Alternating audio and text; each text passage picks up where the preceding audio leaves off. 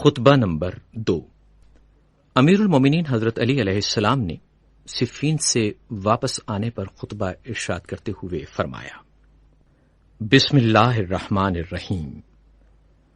نعمت خداوندی کی تکمیل کرتا ہوا اور عزت الہی کو تسلیم کرتا ہوا اور اس کی معیشت سے دامن کشاں ہوتا ہوا میں خدا کا سپاس و شکر ادا کرتا ہوں۔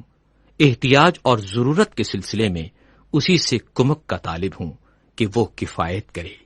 جسے اس نے ہدایت دی وہ گمراہ نہیں ہو سکتا، جس سے اس نے دشمنی کی وہ نجات نہیں پاتا، جس کو وہ کافی ہوا پھر وہ منتشر اور پراگندہ نہیں ہو سکتا۔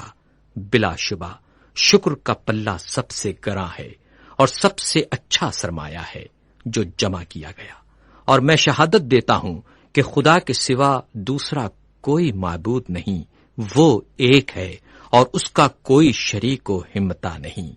یہ وہ گواہی ہے جس کا اخلاص پرکھ لیا گیا، جس کا اعتقاد شعبہ شرک سے پاک ہے۔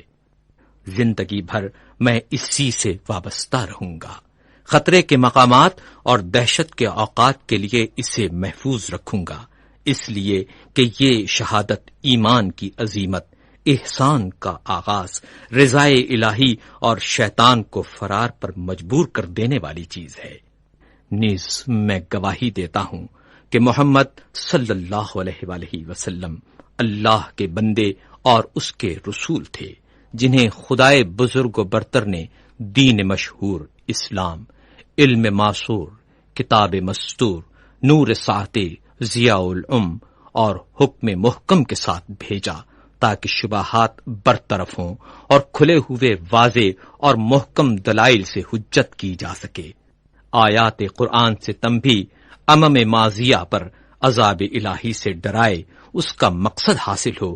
لوگ ایسے فتنوں میں مبتلا ہو گئے کہ دین کی رسی پارا پارا ہو گئی، ایمان و یقین کے ستون متزلزل ہو گئے، اصل دین اخلاقی مسئلہ بن گیا اور کار دین دھرم و بھرم ہو گئے۔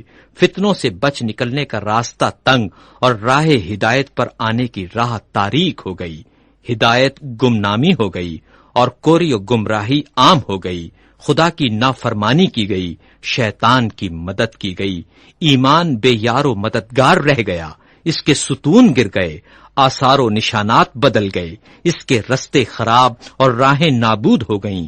لوگوں نے شیطان کی پیروی اختیار کر لی، اسی شیطانی راستے پر قدم فرسائی کرنے لگے، اسی کے سر چشمے پر ڈیرا ڈال دیا۔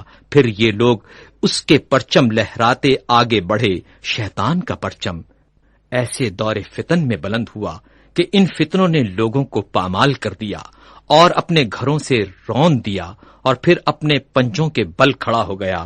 تو وہ لوگ ششتر و حیران کھڑے ہیں، یہ نادان لوگ وہاں فتنے میں گرفتار تھے جو دنیا کی بہترین جگہ ہے، مکہ۔